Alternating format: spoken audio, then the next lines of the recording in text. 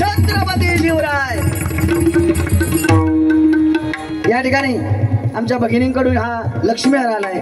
खरोखरच त्या परमेश्वराच्या प्रार्थना करतो त्यांना उदंड आयुष्य लाभू देत आणि सगळ्यांच्या मनातल्या इच्छा पूर्ण होऊ देत। आणि लाडक्या बहिणी आहेत त्या खरोखरच आज आपल्या सरकारने आपल्या पुऱ्या महाराष्ट्रातील जनतेला आमच्या भगिनींना लाडकी बहीण ही पदवी दिली आहे। खरोखरच जोरदार टाळ्या झाल्या पाहिजे, जोरदार त्यांच्यासाठी।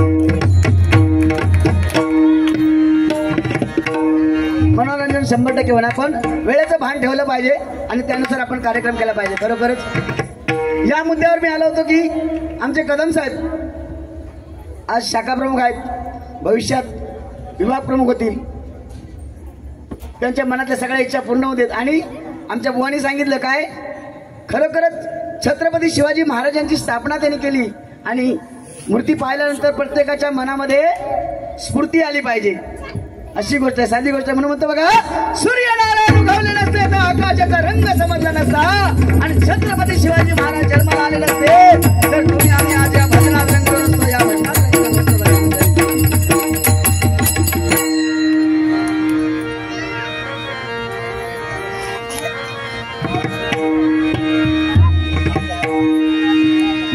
या ठिकाणी बोलता बोलता राहून गेलेला आहे। आमच्या या दिवानगरी म्हटल्यानंतर बरेचसे भजनी कलाकार बुवा या दिवानगरीमध्ये आहेत। त्यातले आमचे परममित्र सन्माननीय जनार्दनजी पेडणेकर बुवा, स्वप्नील मेस्त्री बुवा, आमचे चक्कीपटू कमलेश सुतार बुवा, त्याचप्रमाणे या ठिकाणी आमचे भगत साहेब त्या बाजूला बसले आहेत। या ठिकाणी आमचे हे मोठे साहेब आमचे भाऊ त्यांचे सगळ्यांचे मनपूर्वक आभार मानतो। आणि या ठिकाणी मंडळी तुमच्या चरणाशी नतमस्तक होऊन कार्यक्रमाला सर्वप्रथम धन्यवाद।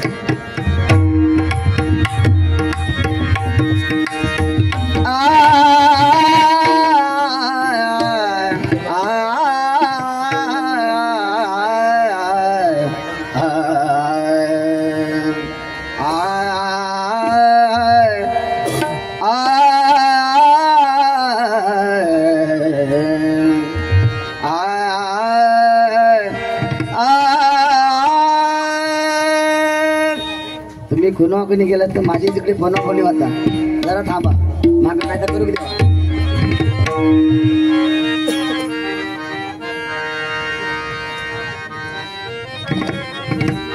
आरंभी वंदीन अयोध्येचा राजा, आरंभी वंदीन अयोध्येचा राजा, आरंभी वंदीन अयोध्येचा राजा,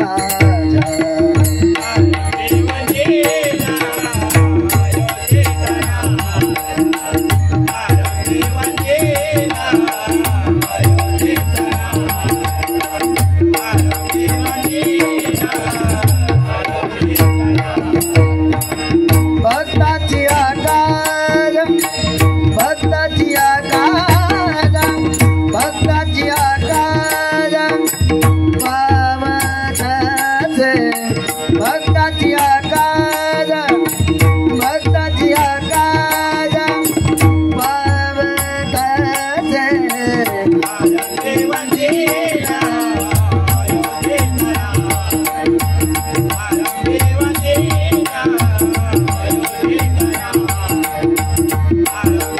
Yeah.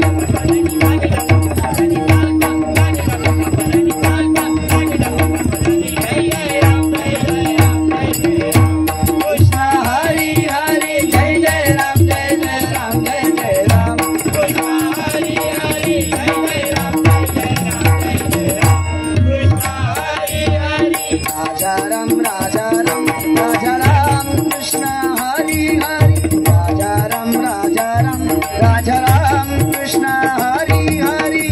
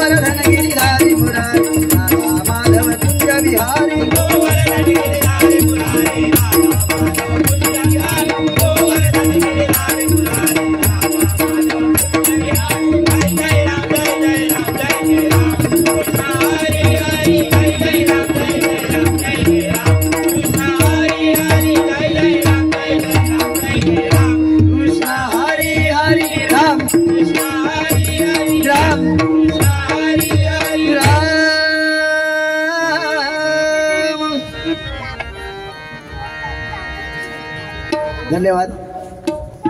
इंग्लिश येत नाही पण बोवांचं इंग्लिश एवढा भारी. तिनं बघल्यान माझ्या वाटेत होता धय त्या थाळीत असं थय होता. ती विचारत व्हॉट इज दिस.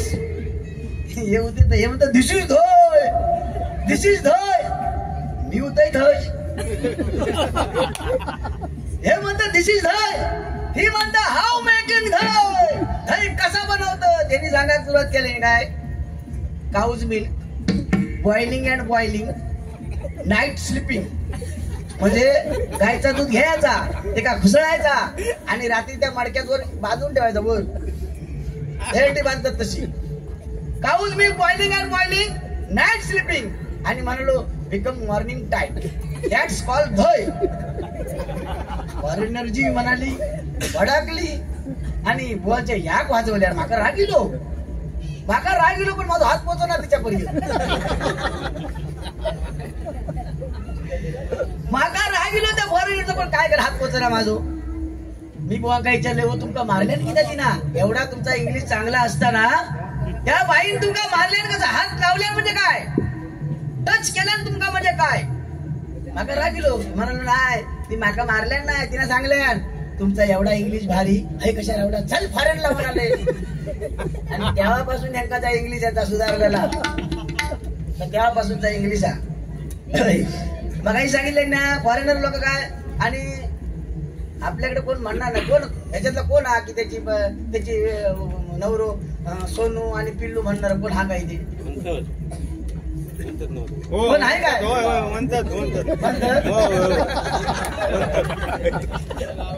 म्हणजे हा 100% पिल्लू हा कोणतरी असा ते. पण अशीच गंमत झाली. तो पंढरपूरची वारी होती आणि आमच्या मालवणची आमच्या बाजूच्या गावातली ती उमरटची एक बाई होती हो लाईनीत. आणि त्याच्या पाठीमागे फॉरेनर वाले पण आता पंढरपुरात येऊ लागले. आता इंग्लिश येऊ लागला सगळ्यांका. आणि ती आमची बाई काय तिसरी लावायची लागते पेटी तुमका. हा मग नाही तर करा नाही काय बघा तयार मध्ये तिसरी पेटी लावायची लागते. हे म्हणतात तुझ्याला काय जमत नाही का सांगतो मी सांगतो रागी लोक तर काढून दाडको काढतील लावा आणूक लागा आता कडून.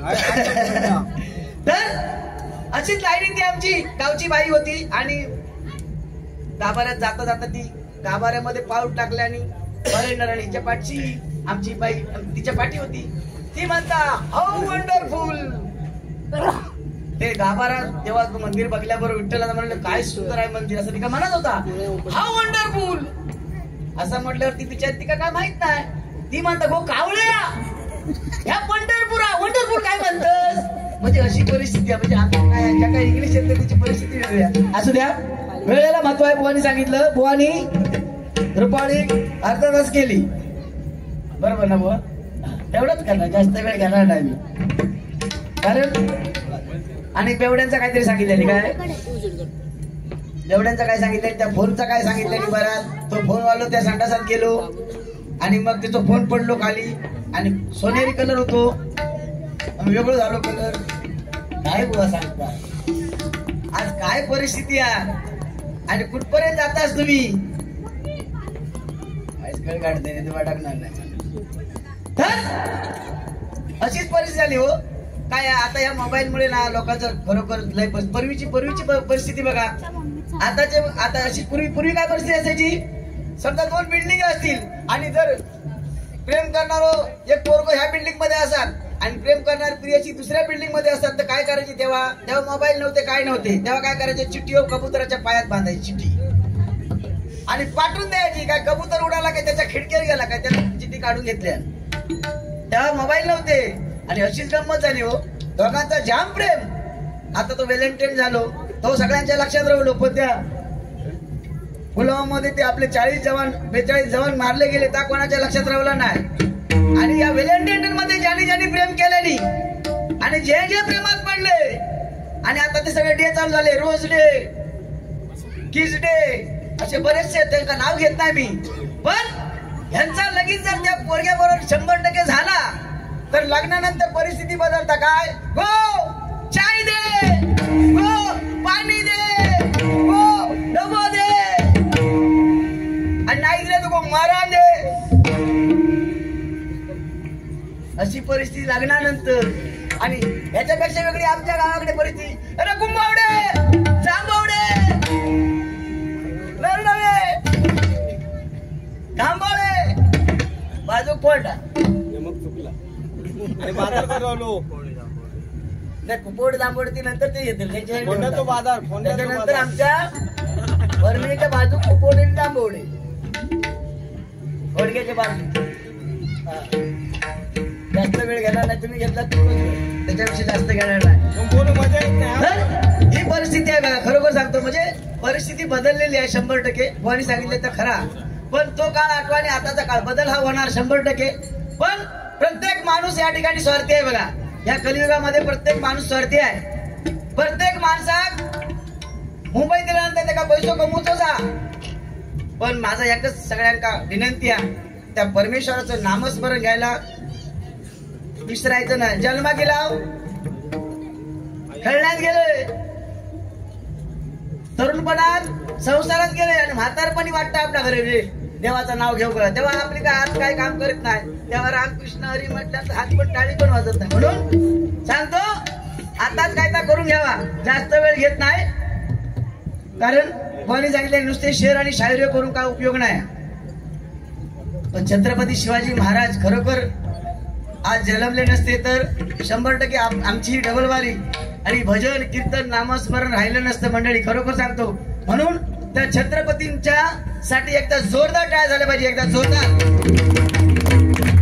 सूर्य कोणाला झाकत नाही, डोंगर कुणाला वाकवत नाही, आम्ही छत्रपतीचे मावळे कुणाच्या बापाला घाबरत नाही, कुणाच्या बापाला घाबरत नाही, कुणाच्या बापाला घाबरत नाही, कुणाच्या बापाला घाबरत नाही.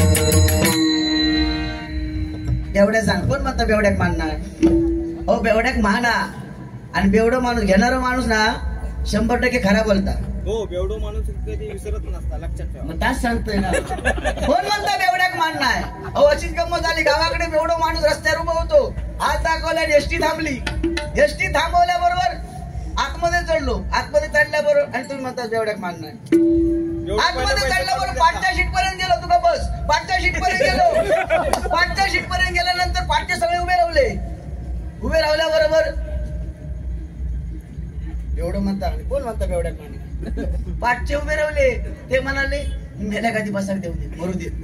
तेवढ्यात कंडक्टर येईल, तिकाट तिकाट तिकाट, खिशात हात घातल्याने चिवडं होतो काढून दिल्या, तिकाट घे. कंडक्टर भडाकलून या कानपडात मारल्या, कानपडात मारल्यावर बेवड्यात म्हणजे कानपडात मारल्या, आणि कोण म्हणता बेवड्याक मानणार? तशीच गाडी कंडक्टर लागल्या, चल ट्रेन मारले, पोलीस चौकी गाडी घेऊन जा. पोलीस चौकीला गाडी गेल्या बरोबर एका घेऊन गेले ते पोलीस म्हणतो अरे जाऊ दे बेवडा, आणि कोण म्हणता बेवड्याक मारणार, एका मिनिटात सोडले. त्याच्यानंतर तसं तो धावत सुटलो, पोलिसांची गाडी घेतली आणि धावत गेलो. जाता जाता एक मैत जायचं होता, मैताक ठोकले तर मैत पडला खाली, आणि ते 4 जण उठले, 4 जणांनी एका मार मार मारले, आणि तो म्हणता अरे तू खाली पडलो, तो काय बोलत आहे, तुम्ही किती माका मारतास, आणि कोण म्हणता बेवड्याक मारणार. घरात गेलो, सरळ घरात गेलो, घरात गेला, पोरगी रडाक लागली, त्याका थोडीशी पाहिजे, आपण पियालो, 2 स्लीप सगळे स्लीप. चला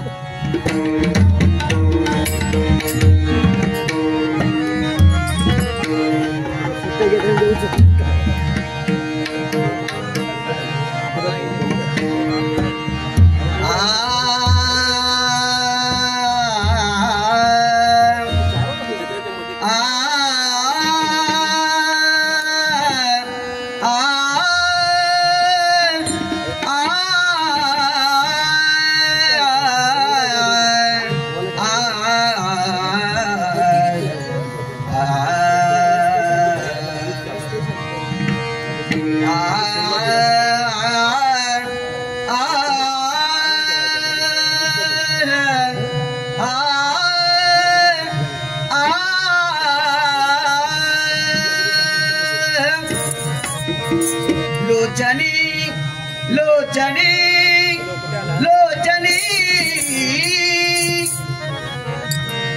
लोचनी लोचनी लोचनी रूप पाळता लोचनी लोचनी रूप पाळता लोचनी लोचनी रूप पाळता लोचनी